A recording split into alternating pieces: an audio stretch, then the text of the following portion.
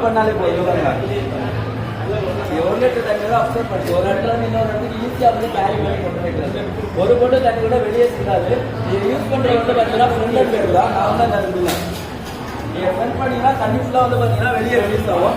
அதுவே பேக் சைடில் இருக்கிறீங்க அப்படின்னா ஆட்டோமேட்டிக்காக இருக்கிற எல்லா தண்ணியும் ஒன்றால் அப்சர்வ் பண்ணி கொண்டு வந்துடும்.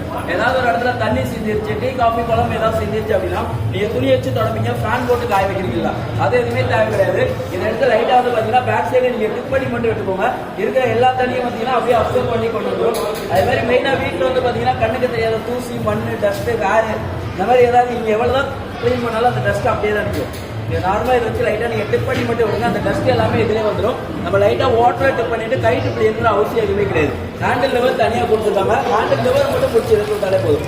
அதே மாதிரி வீடு கிளீன் பண்ணல பார்த்தீங்கன்னா சாம்பார் கரை, சாஸ் கரை, ஆயில் கரை எது இருந்தாலும் வெனாயிலோ டெட்டாலும் அந்த மாதிரி நீங்கள் டேரெக்டாகவே போட்டுக்கலாம். சப்போஸ் நீங்கள் வாட்டரில் ஆட் பண்ணுறீங்கன்னா வாட்டரில் கூட ஆட் பண்ணிக்கோங்க. ஆட் பண்ணிட்டு லைட்டாக வந்து அழுத்தி மட்டும் தேய்ங்க. சாம்பார் கரை, சாஸ் கரை அந்த மாதிரி இருந்தால் லைட்டாக அழுத்தி மட்டும் தேய்ங்க. உங்களுக்கு அதில் எந்த கரை இருந்தாலும் ஈஸியாக வந்து பார்த்தீங்கன்னா ரிமூவ் பண்ணி கொடுக்கும்.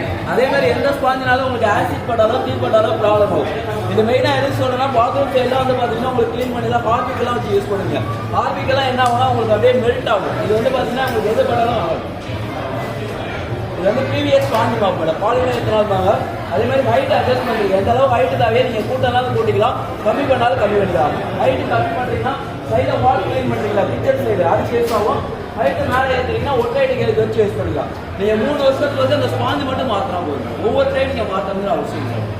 இது எல்லா சூப்பர் மார்க்கெட்லேயும் அவைலபிள் இருக்குது. 200 ரூபா ஒரு மேடம், இந்த 2 ஸ்க்ரூவை மட்டும் கழட்டி மாற்றினா போதும்.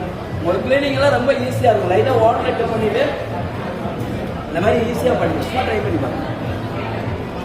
கை வலிக்கு 2 ஸ்பீடாக கை கீழே அரைக்கும். ஃபஸ்ட் டைம் பண்ணினா ஒரு மாதிரி இருக்கும் மேடம், 2 டைம் பண்ணிட்டீங்கன்னா ஈஸியாகிடும். அது ஃப்ரீயாக பண்ணுங்க, அவ்வளோதான் மேடம். ஏன்னா ஒரு 2 டைம் பண்ணிட்டீங்கன்னா அதில் வாக்கு தெரிஞ்சிடும், உங்களுக்கு எப்படி யூஸ் பண்ணாங்கிறது எல்லாமே தெரிஞ்சிடும்.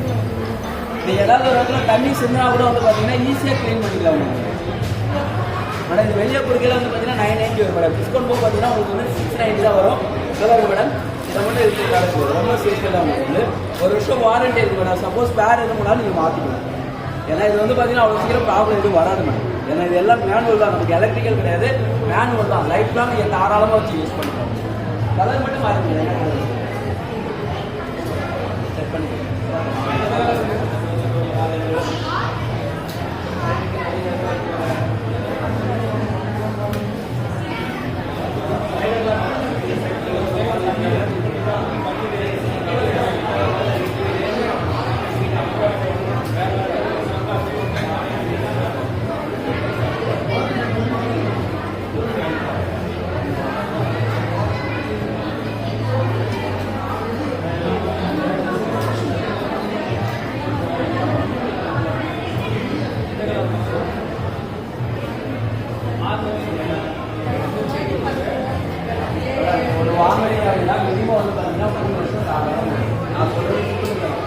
டைல்ஸ் மாற்றினா கூட 1 வருஷம் தாராளம், 4 வருஷம் தாராளம் வச்சு மெயினாக வந்து இந்த சைடு வால் கிளீனிங் தான் நல்லா இருக்கும். இவ்வளோதான் மேடம். இது வந்து தண்ணி மேடம்,